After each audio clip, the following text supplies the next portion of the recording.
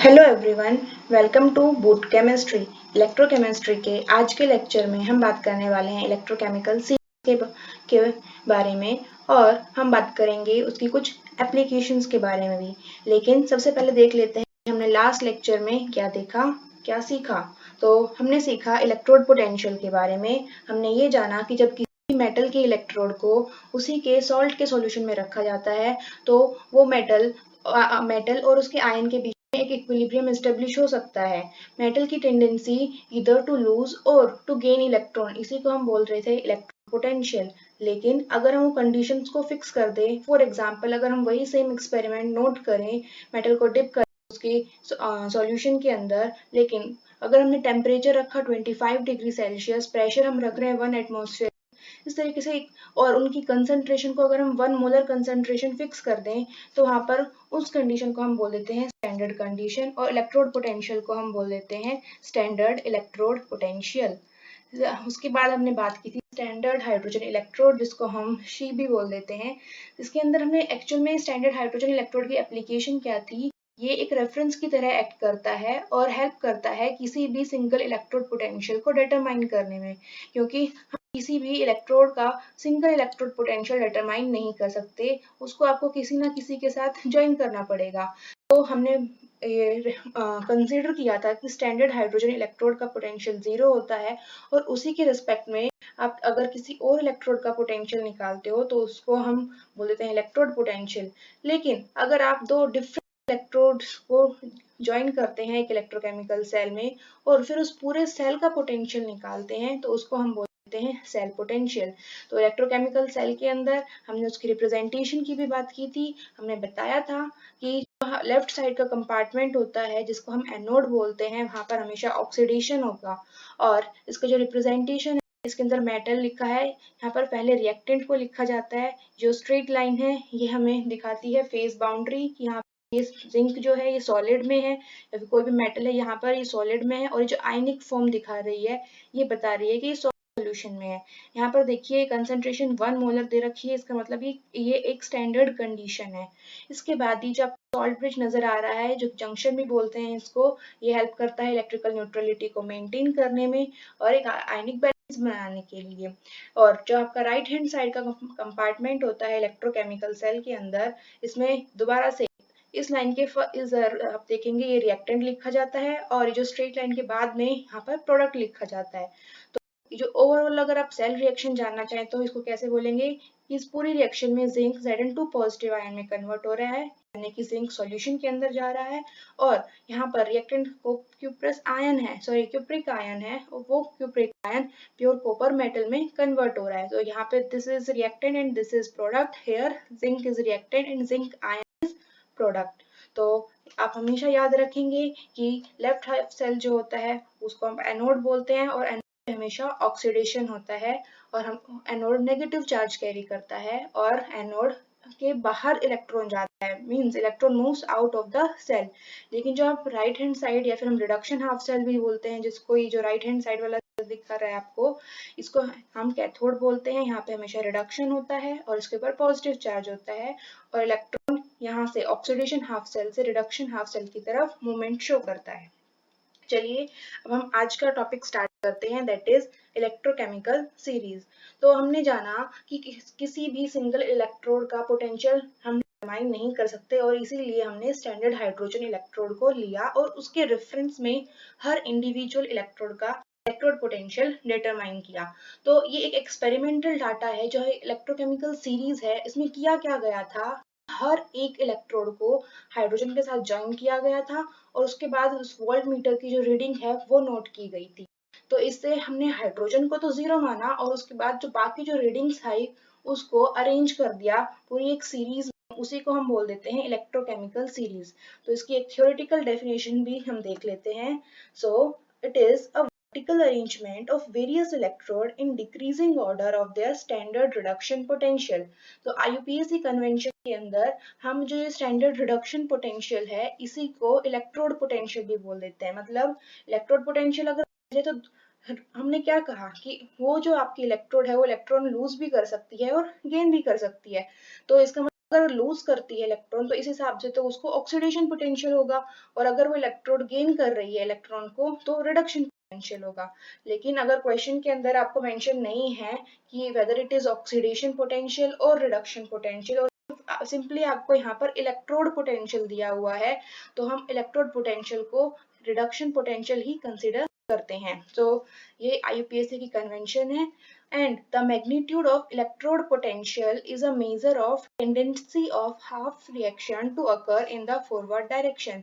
तो जब आपने यहाँ बोल ही दिया कि एक रिडक्शन रिएक्शन की बात हो रही है, तो हम वहां पर देखते हैं कि जो रिएक्शन है वो फॉरवर्ड डायरेक्शन में कितना जाएगी, उसका मैग्नीट्यूड कौन मेजर करता है, उसका इलेक्ट्रोड पोटेंशियल। तो मेरे ख्याल से आपको क्लियर है इलेक्ट्रोकेमिकल सीरीज क्या है। कुछ नहीं, एक्सपेरिमेंटली बेस्ड वैल्यू दे रखी है इलेक्ट्रोड पोटेंशियल की, और इलेक्ट्रोड पोटेंशियल को अगर स्पेसिफाई किया जाए तो it is standard reduction potential, जिसके बारे में मैंने लास्ट लेक्चर में भी आपको एक ब्रीफिंग दी थी। मींस कोई भी जब मेटल का आयन है इलेक्ट्रॉन गेन करेगा, और अपने मेटल आयन है इलेक्ट्रॉन को गेन कर रहा है, तो उसको हम क्या बोल देंगे, reduction potential. Means ability of any electrode gain electron is called reduction potential. तो इलेक्ट्रोड किस तरीके से इलेक्ट्रॉन को गेन करेगा उसको हम रिडक्शन पोटेंशियल बोलेंगे। और ये जो सीरीज आपको नजर आ रही है यही है इलेक्ट्रोकेमिकल सीरीज। जो आप देख सकते हैं यहाँ पर जो जो भी यहाँ पर आपको दिख रहा है एलिमेंट ऊपर, उसका रिडक्शन पोटेंशियल सबसे ज्यादा है। Reduction potential means ability to gain electron. तो आप देख सकते हैं फ्लोरीन सबसे ऊपर है, इसका मतलब इसकी ability to gain electron is maximum, इसकी वैल्यू है +2.87। आप देख सकते हैं हाइड्रोजन जिसको हम लेते हैं उसकी वैल्यू है 0। और जो लीस्ट हम बोलेंगे सबसे बॉटम में जो एलिमेंट आ रहा है दैट इज लिथियम आयन। तो लिथियम आयन जो होगा उसका रिडक्शन पोटेंशियल सबसे लो है। रिडक्शन पोटेंशियल लो है मतलब क्या हुआ कि वो इलेक्ट्रॉन गेन नहीं करना चाहता, ability to gain electron is less, या हम बोलेंगे लीस्ट। तो ये इलेक्ट्रॉन गेन नहीं करेगा। अगर इलेक्ट्रॉन गेन नहीं कर रहा है इसका मतलब क्या हो गया, ये वीकेस्ट ऑक्सीडाइजिंग एजेंट है, दूसरों का ऑक्सीडेशन नहीं कर रहा। जब इलेक्ट्रॉन गेन करेगा इसका मतलब क्या कर रहा है, इसने किसी से इलेक्ट्रॉन लिया है, और जब कोई दूसरा एलिमेंट इलेक्ट्रॉन इसको दे रहा है तो उसने तो लूज किया।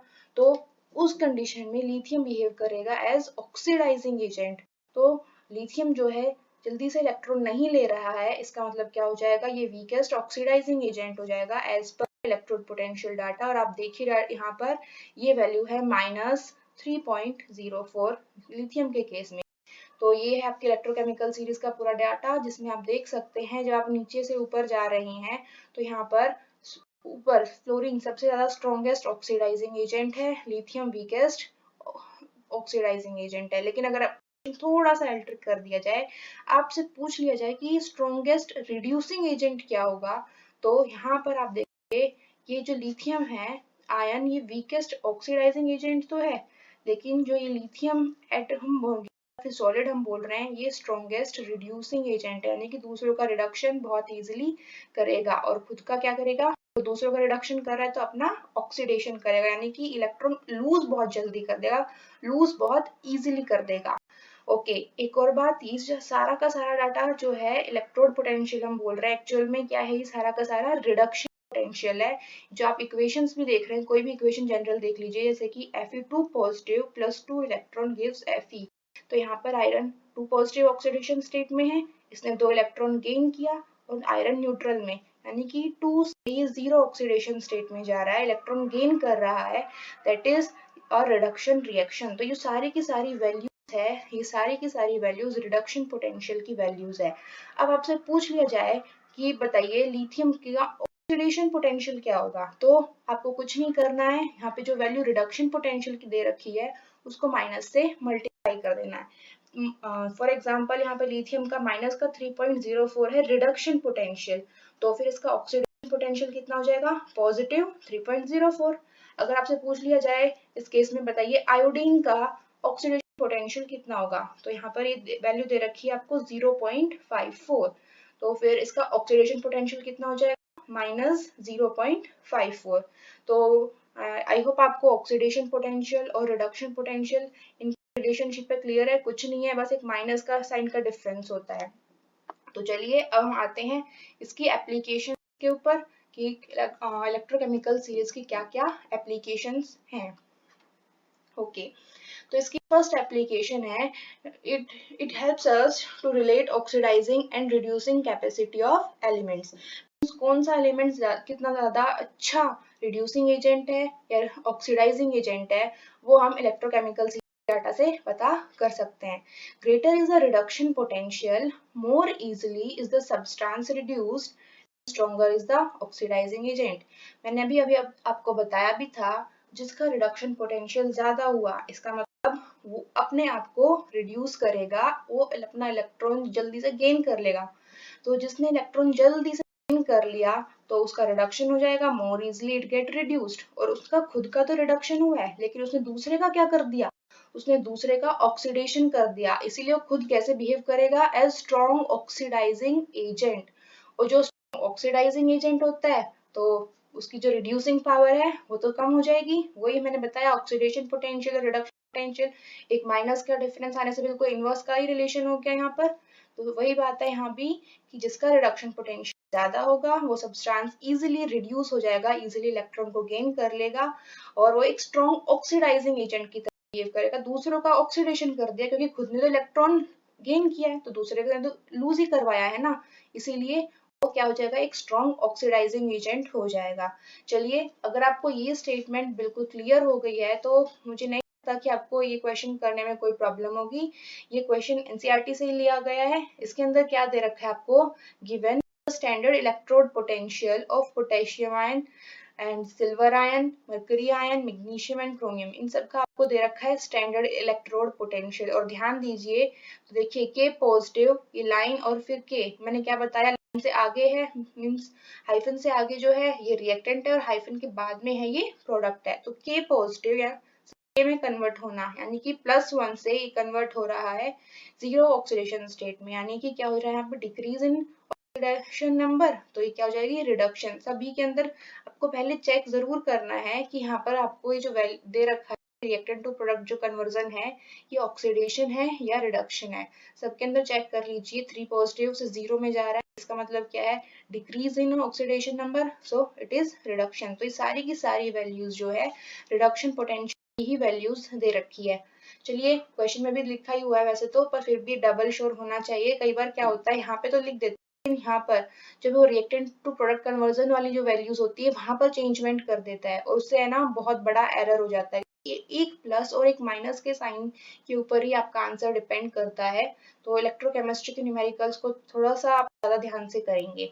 चलिए, तो अब क्वेश्चन क्या है, arrange these metals in their increasing order of reducing power. तो आपको इनको अरेंज करना है in increasing order of their reducing power. तो अब देखिए, टेस्ट के अंदर आपके पास पूरी टेबल तो नहीं होगी, इसी तरीके से आपको वैल्यूज दे रखी होंगी और अब आपको बताना है इसमें सबसे ज्यादा रिड्यूसिंग पावर किसकी होगी।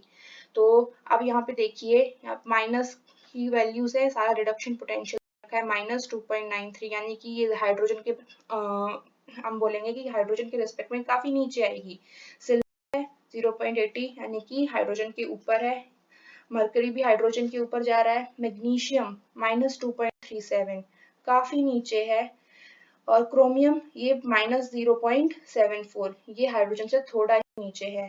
तो अब हमें इन सबको अरेंज करना है इन, क्वेश्चन दे रखा है आपको, arrange the metal in increasing order of their reducing power. तो रिड्यूसिंग पावर के अकॉर्डिंग हमें अरेंज करना। तो देखिए, सबसे पहले हम देखते हैं मैग्नीशियम -2.37। चलिए मैं लिखती हूँ सबसे पहले मैग्नीशियम को, क्या क्या है यहाँ पर डाटा हमारे पास। मैग्नीशियम, अब यहाँ मैग्नीशियम के बाद ये तो 2.37 हो, अब इसके ऊपर कौन जा रहा है यहाँ पर, ओके, वेयर इज, यहाँ पे मैग्नीशियम माइनस का 2.37 हो गया है। और अब एक बार आप यहाँ से चेक कर लेते हैं, क्रोमियम का है माइनस का 0.74। तो हम क्या करते हैं, इस तरीके से अरेंज कर लेते हैं, मान लेते हैं ये हाइड्रोजन की वैल्यू है यहाँ पर 0। ओके, अब हम कंसिडर करेंगे हाइड्रोजन से जस्ट ऊपर ये आ रहा है 0.79, यानी कि कौन जा रहा है यहाँ पर, मरकरी। मैं मरकरी को लिखती हूँ, दिस इज मरकरी। और 0.79 से और ऊपर कौन जा रहा है यहाँ पर? सिल्वर। तो मैं सिल्वर को लिखती हूँ, it is silver. Then positive values के अंदर कोई और वैल्यूज नहीं है। चलिए अब हम देखते हैं नीचे की नंबर लाइन के अकॉर्डिंग ही कर रहे हैं हम लोग। अब 0 से कम कौन है? तो 0 से कम है यहाँ पर क्रोमियम, तो Cr क्रोमियम -0.74। देन ये है मैग्नीशियम। चलिए मैग्नीशियम को हम यहाँ लिखते हैं मैग्नीशियम। और सबसे ज्यादा नेगेटिव वैल्यू आई है पोटेशियम की, तो ये लीजिए। अब हमने इसको अरेंज तो कर लिया है। अब हमें देखना है जो हमें रिडक्शन पोटेंशियल का डाटा गिवन है, यहाँ पे देखिए मैंने ऊपर भी लिखा हुआ है, जिसका रिडक्शन पोटेंशियल सबसे ज्यादा होगा, ग्रेटर द रिडक्शन पोटेंशियल, तो क्या हो जाएगी? Laser will be it's reducing power. तो जिसका रिडक्शन पोटेंशियल सबसे ज्यादा, उसकी रिड्यूसिंग पावर सबसे कम। तो देखिए सिल्वर का रिडक्शन पोटेंशियल सबसे ज्यादा था, तो यार इसका मतलब क्या हो गया? इसकी रिड्यूसिंग पावर सबसे कम। तो हम नीचे से ऊपर जा रहे हैं, तो फिर रिड्यूसिंग पावर क्या हो रही है? आरपी रिड्यूसिंग पावर कम हो रही है, यानी कि डिक्रीज हो रही है। लेकिन हमें किस में अरेंज करना है? In increasing order. देखिए ये टर्म बहुत ही ट्रिकी है। जो आईआईटीज के अंदर क्वेश्चंस आते हैं उसके अंदर ये इंक्रीजिंग और डिक्रीजिंग ऑर्डर के ऊपर बहुत सारे लोग क्या करते हैं? अपना मार्क्स देते हैं। आपको ध्यान रखना है यहाँ पे इंक्रीजिंग ऑर्डर पूछा हुआ है, तो फिर आपको उसी तरीके से अरेंज करना होगा, क्योंकि 4 ऑप्शंस होंगे, ऑर्डर वही होगा, लेकिन एक बार क्या हो जाएगा? फर्स्ट टू लास्ट दे देंगे और दूसरे ऑप्शन के अंदर लास्ट टू फर्स्ट दे देंगे। तो इसका आपको ध्यान रखना है। आई होप आपको ये क्वेश्चन क्लियर हो ही गया होगा। इसके अंदर हम यहाँ पर देख ही चुके हैं कि जो सिल्वर है इसकी रिड्यूसिंग पावर सबसे कम है। तो इंक्रीजिंग ऑर्डर में क्या लिखेंगे हम? सबसे पहले लिखेंगे सिल्वर को, silver will be number 1, mercury will be number 2, then chromium will be number 3, this is number 3, then magnesium will be number 4 and potassium will be number 5। तो ये है इसका increasing order of reducing power। चलिए next application देखते हैं हम electrochemical series की, that is calculation of electrode potential. इसके बारे में हम पहले भी डिस्कस कर चुके हैं, जब हमने क्या कहा था? E naught cell electrode potential of any cell, इसको हम क्या बोल देते हैं? ईएमएफ, यानी कि इलेक्ट्रोमोटिव फोर्स भी बोल देते हैं। क्या होता है? मैंने आपको बताया इलेक्ट्रोकेमिकल सीरीज में क्या किया गया है कि हाइड्रोजन के रिस्पेक्ट में हर इलेक्ट्रोड को कनेक्ट किया गया है और एक्सपेरिमेंटली ये डाटा लिया गया है इनके बीच में कितना डिफरेंस है। लेकिन हम हमेशा और ये तो बात हो गई हाइड्रोजन की, लेकिन अगर हम हाइड्रोजन के अलावा 2 डिफरेंट टाइप के मेटल इलेक्ट्रोड्स को कनेक्ट करेंगे और फिर उसका अगर हम इलेक्ट्रोड पोटेंशियल निकालेंगे, उसको हम क्या बोल देंगे? क्योंकि वो पूरा एक सेल बन चुका है, तो उसी को हम क्या बोल देते हैं फिर? E naught cell. This is E naught cell. का फॉर्मूला क्या होता है? E naught cathode minus E naught anode. ध्यान रखना है आपको इस यहाँ पर कि ये दोनों ही रिडक्शन पोटेंशियल होने चाहिए। अगर ये वैल्यूज रिडक्शन पोटेंशियल की नहीं दे रखी तो आपको उसे कन्वर्ट करना पड़ेगा इनटू रिडक्शन पोटेंशियल। चलिए ये है आपका question, calculate standard EMF of a cell having cell reaction. यहाँ पे आपको सेल रिएक्शन भी दे रखी है और यहाँ पर ये डाटा दे रखा है आपका दोनों का reduction potential, oxidation potential check कर लेते हैं। जिंक है और Zn2 पॉजिटिव आयन में कन्वर्ट हो रहा है, यानी कि क्या कर रहा है? यहाँ पर लॉस इलेक्ट्रॉन कर रहा है, राइट। जिंक ने 2 इलेक्ट्रॉन लूज किया और 2 पॉजिटिव में कन्वर्ट हो गया, इसका मतलब लॉस कर रहा है, इसका मतलब तो ये ऑक्सीडेशन पोटेंशियल है।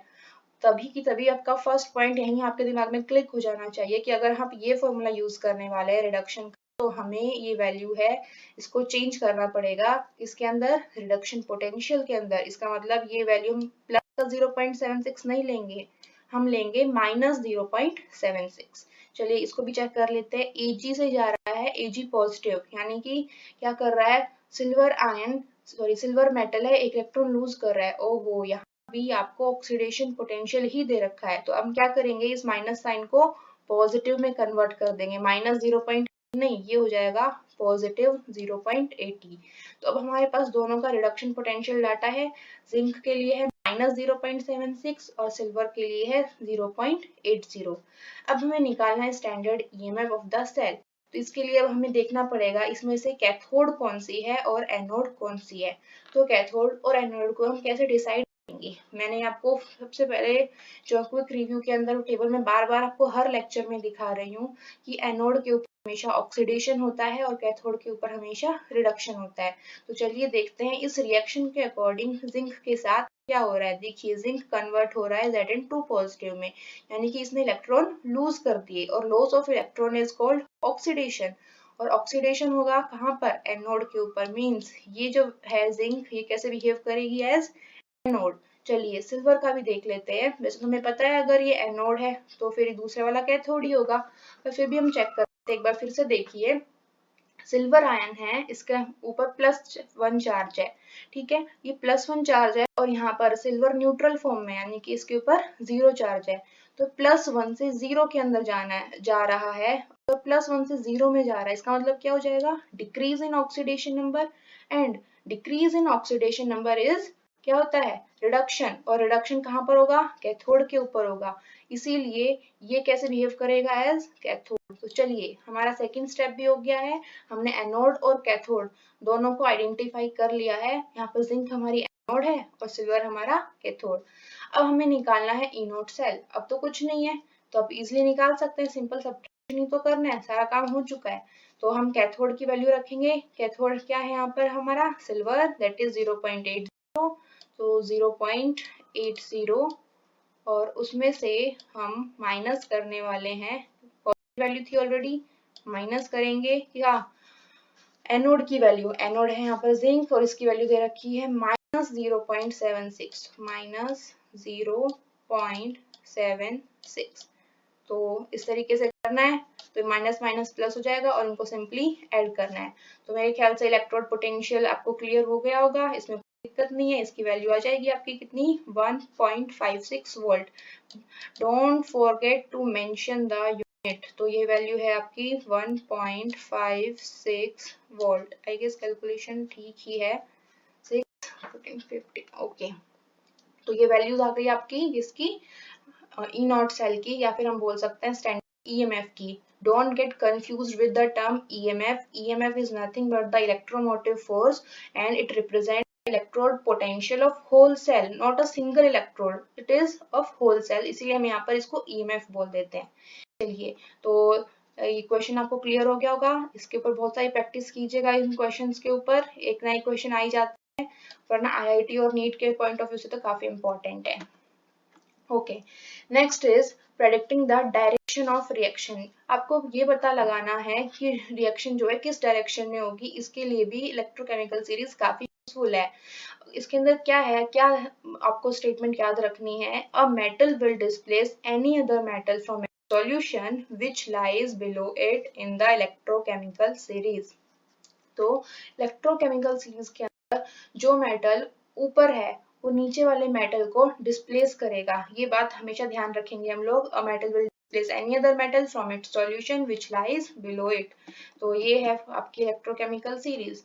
तो अगर आप कोई भी रिएक्शन बना रहे हैं, फॉर एग्जांपल हम लेते हैं डेनियल सेल का एग्जांपल, हमने काफी बार बार कर लिया। तो देखिए यहाँ पर कॉपर है और यहाँ पर जिंक है, तो इसको हम अगर कंपेयर करें, हमने क्या कहा, ऊपर वाला मेटल जो होगा वो नीचे वाले मेटल को उसके सॉल्यूशन से डिस्प्लेस करेगा। मतलब अगर यहाँ पर जिंक सल्फेट का सॉल्यूशन है, Zn2 पॉजिटिव है, जिंक सल्फेट का सॉल्यूशन है ZnSO4 और Cu प्लस Cu, तो अब क्या होगा, ऊपर वाला मेटल नीचे वाले को डिस्प्लेस कर देगा। ये जो रिएक्शन होगी और उसके बाद क्या मिलेगा हमें, कॉपर सल्फेट CuSO4, या फिर मैं Cu2 पॉजिटिव लिख देती हूँ, सिंपली मतलब वही है, प्लस Zn। तो क्या किया इसने डिस्प्लेस कर दिया, तो Zn2 पॉजिटिव Zn में कन्वर्ट हो गया। तो ये है हमारी सेकेंड एप्लीकेशन। इससे हमें ये पता चल जाता है कि कोई भी रिएक्शन जो है वो किस डायरेक्शन में होगी। तो ये लीजिए एक क्वेश्चन है, arrange the following metal in the order in which they displace each other from the solution of their salts. तो यहाँ पर ये दे रखे हैं आपको सारे सॉल्ट्स और आपको बताना है इसमें कौन सा मेटल किसको डिस्प्लेस करेगा। इसके लिए डाटा जो मैंने आपको बता रखी है इलेक्ट्रोकेमिकल सीरीज पहले वाली स्लाइड्स की गई है, तो आप वहां से लेंगे और बताएंगे कि कौन सा मेटल किसको डिस्प्लेस करेगा। जो सबसे ऊपर आएगा वो सबको डिस्प्लेस कर सकता है, तो ये आपको चेक करके और फिर बताना है। चलिए नेक्स्ट इसके एप्लीकेशन देखते हैं। Predicting spontaneity of a redox reaction. हम क्या करते हैं कई बार कि हमें नहीं आइडिया होता है कि रिएक्शन होगी या नहीं होगी, हम उसके लिए ट्रायल मेथड करते रहेंगे। एक मेटल रखा, एक मेटल का रोड रखी, दूसरे मेटल का कोई सॉल्ट का सॉल्यूशन रखा, उसके डिप किया उसके अंदर और देख रहे हैं, चेक कर रहे हैं कि यहाँ पर रिएक्शन हो रही है या नहीं हो रही है। तो ये एक्चुअल में कर क्या रहे हैं, हम एक्चुअल में अपना वेस्ट कर रहे हैं टाइम को और केमिकल्स को भी। हम इलेक्ट्रोकेमिकल सीरीज जो हमें दे रखी है ऑलरेडी, पूरी मैथमेटिकल सीरीज है, कुछ नहीं करना है। आप सिर्फ पेन और पेपर से को यूज करके बता सकते हो कि ये रिएक्शन होगी या नहीं। इससे टाइम भी सेव कर सकते हैं और केमिकल्स ऑब्वियसली सेव हो ही जाएंगे। तो इसके लिए क्या कंडीशन है कि कोई भी रिएक्शन कब होगी, इसका मतलब क्या होता है, वो रिएक्शन जो कि अपने आप हो जाए। हम देखते हैं कौन सी रिएक्शन फिजिबल है या कौन सी रिएक्शन फिजिबल नहीं है। तो कोई भी रिएक्शन फिजिबल होगी या नहीं वो डिपेंड करती है जो हमने रिएक्शन हम एज्यूम कर रहे हैं। थ्योरेटिकली मान लीजिए आपको कोई रिएक्शन स्टार्ट करनी है और हम एज्यूम करके चल रहे हैं, चलिए इसको रिएक्ट करा के देखते हैं क्या होगा। अगर हमें इंडिविजुअल मेटल और उसके आयन के बीच का रिडक्शन पोटेंशियल पता है तो हम प्रैक्टिकली लैब में जाने से पहले एक बार हम खुद पेन पे यूज करके पता लगा सकते हैं कि वो रिएक्शन होगी या नहीं होगी। कैसे, हम उसकी ईएमएफ वैल्यू कैलकुलेट करेंगे, यानी ई नोट सेल कैलकुलेट कर लेंगे। और ई नोट सेल का फॉर्मूला तो मैंने आपको बताया ही था, क्या है, ई नोट कैथोड माइनस ई नोट एनोड। तो आप ईएमएफ निकालेंगे उस सेल का, जो भी रिएक्शन आप एज्यूम कर रहे हैं। मैं ये नहीं कह रही कि रिएक्शन हो ना हो पता नहीं, लेकिन हम जो रिएक्शन एज्यूम कर रहे हैं फिर हम कराना चाहते हैं वो हम थ्योरेटिकल रिएक्शन लिखेंगे और उसका ईएमएफ कैलकुलेट करके देखेंगे। अगर वो ईएमएफ पॉजिटिव वैल्यू आ जाती है इसका मतलब वो रिएक्शन हो जाएगी, और अगर वो वैल्यू नेगेटिव आती है इसका मतलब वो रिएक्शन नॉन स्पॉन्टेनियस है, यानी कि वो रिएक्शन नहीं होगी और आपको अपना केमिकल्स और अपना टाइम वेस्ट करने की जरूरत बिल्कुल भी नहीं है। चलिए एक क्वेश्चन करके देखते हैं। कैन वी स्टोर निकल sulphate solution in copper vessel? क्या हम निकल सल्फेट के सॉल्यूशन को कॉपर वेसल के अंदर रख सकते हैं? तो यहाँ पर आपको गिवन डाटा है, यहाँ पर आपको पोटेंशियल दे रखा है। तो पहला काम आपका यही, आप चेक करेंगे क्या ये रिडक्शन पोटेंशियल है या ऑक्सीडेशन पोटेंशियल। 2 पॉजिटिव से निकल में जा रहा है, यानी कि डिक्रीज हो रहा है ऑक्सीडेशन नंबर का, 2 से 0 में जा रहा है, decrease in oxidation number is reduction. तो चलिए ये तो अच्छी बात है, ये रिडक्शन वैल्यू दे रखी है, इसको चेक कर लेते हैं। यहाँ भी Cu2 पॉजिटिव से में जा रहा है, यानी कि वही इलेक्ट्रॉन गेन कर रहा है। इसका मतलब ये वैल्यू भी हमारी रिडक्शन पोटेंशियल की है, इसका मतलब हमें कुछ भी चेंज करने की जरूरत नहीं है। ओके, अब यहाँ पे क्वेश्चन में लिखा हुआ है कैन वी स्टोर निकल sulphate solution in copper vessel. Question आपका इतना ही दिया हुआ था, इतना ही, ठीक है। अब इस क्वेश्चन के बेस पे हमें निकल सल्फेट का सॉल्यूशन दे रखा है और कॉपर का एक बर्तन दे रखा है। तो मैंने रिएक्शन करने के लिए, चलो हम चेक करते हैं रिएक्शन होगी या नहीं। तो पहले हमने रिएक्टेंट को लिखा, निकल सल्फेट हमें दे रखा है प्लस कॉपर। चलिए मान लेते हैं कि रिएक्शन हो जाती है। लेट अस कंसीडर, अभी पता नहीं है, हम इसका ईएमएफ निकालेंगे फिर चेक करेंगे। तो हमने मान लिया कि रिएक्शन हो गई। अगर ये रिएक्शन होती है तो इस रिएक्शन के अकॉर्डिंग देखिए जरा, अगर रिएक्शन हो गई ना तो हम ऐसे इसको स्टोर नहीं कर सकते, क्योंकि क्वेश्चन तो यही है कैन वी स्टोर निकल सल्फेट सॉल्यूशन। तो चलो पहले चेक कर ले कि रिएक्शन होती है या नहीं होती है। तो निकल सल्फेट का सॉल्यूशन है, यहाँ पर निकल में कन्वर्ट हो रहा है थ्योरेटिकली एज ऑन पेपर।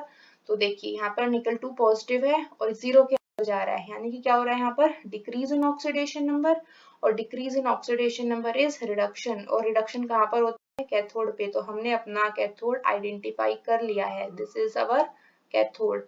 अब अगर कैथोड है तो ऑब्वियसली ये वाला एनोड होगा। वैसे भी आप देख सकते हैं कॉपर 0 से किस में जा रहा है, कॉपर 2 पॉजिटिव के अंदर, यानी कि increase in oxidation number, and increase in oxidation number is called oxidation and it will always occur at anode. तो एनोड पे हमेशा ऑक्सीडेशन होता है। तो ये लीजिए हमारा कैथोड और एनोड हम आइडेंटिफाई कर चुके हैं।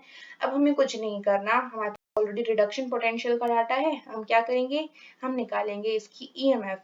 अब सीधा सीधा डायरेक्ट फॉर्मूला में पुट करेंगे। अगर हमारी ईएमएफ पॉजिटिव आ गई तो इसका मतलब क्या होगा कि रिएक्शन हो जाएगी, और अगर रिएक्शन होगी तो हम ऐसी गलती बिल्कुल नहीं करेंगे, निकल सल्फेट के सॉल्यूशन को कॉपर वेसल में तो बिल्कुल भी नहीं डालेंगे। पर हाँ, अगर ये जो वैल्यू है ये नेगेटिव आती है इसका मतलब रिएक्शन नहीं होगी, इसका मतलब हम थोड़ी सेफ जोन में हैं और हम उसको निकल सल्फेट सॉल्यूशन को में स्टोर कर सकते हैं। तो चलिए न्यूमेरिकल वैल्यू से कैलकुलेट करते हैं कितना आता है।